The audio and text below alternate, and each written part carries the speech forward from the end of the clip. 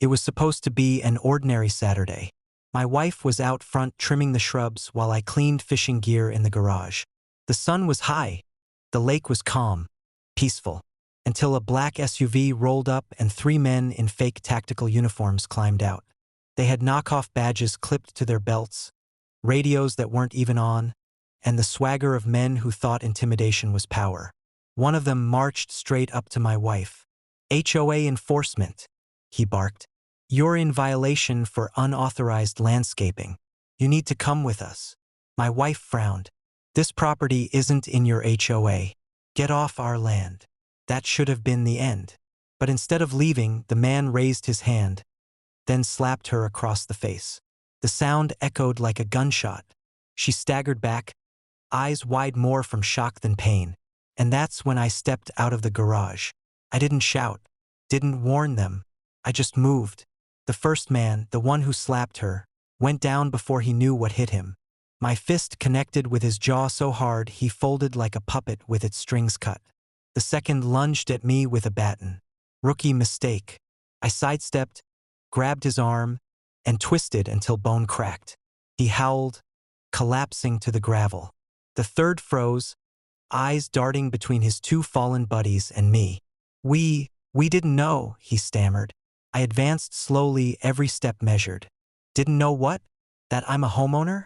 Or that you just hit my wife?" He swung anyway, desperation in his movements. I blocked, drove my knee into his gut, then finished with a sharp elbow across his face. He hit the ground, bloodied and gasping. It was over in less than a minute. 3 men down, groaning in the dirt. My wife touched her cheek where the slap had landed. "You didn't have to go that hard," she said softly. I shook my head. "They laid hands on you. That was their choice." Sirens cut through the air moments later. A neighbor had called. The sheriff's cruisers pulled up, deputies piling out. They stopped short at the scene. 3 battered men, fake badges, weapons scattered on the ground. The sheriff himself stepped forward, eyes narrowing. "What happened here?"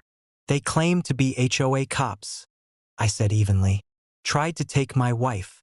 One of them hit her." The sheriff bent down, picked up one of the badges and snorted. "Plastic junk. Impersonation, assault, trespassing. Looks like we'll be filling a lot of paperwork today." Karen arrived right on cue, screeching, "Those are my officers. Arrest him." The sheriff turned slowly, eyes cold. "Officers? These are criminals. And if you had anything to do with this, you'd better get a lawyer." Karen blanched, stammering something about independent contractors, before fleeing back to her SUV. The fake cops were hauled off in cuffs, faces swollen, pride shattered. Later, I learned 2 of them had outstanding warrants. As for me, I walked my wife back inside, her head high despite the slap. I iced her cheek, kissed her forehead, and promised one thing. No one would ever touch her again. Word spread fast. People whispered about the day 3 fake HOA cops thought they could rough up a homeowner's wife, only to discover her husband was a Navy SEAL who broke them like twigs. Karen lost her enforcers overnight, her HOA crumbling without their muscle. And my wife, she went back to trimming the shrubs like nothing happened. Because in this family, we don't scare easy. Not when the lake is ours. Not when the law is on our side. And especially not when a SEAL stands guard.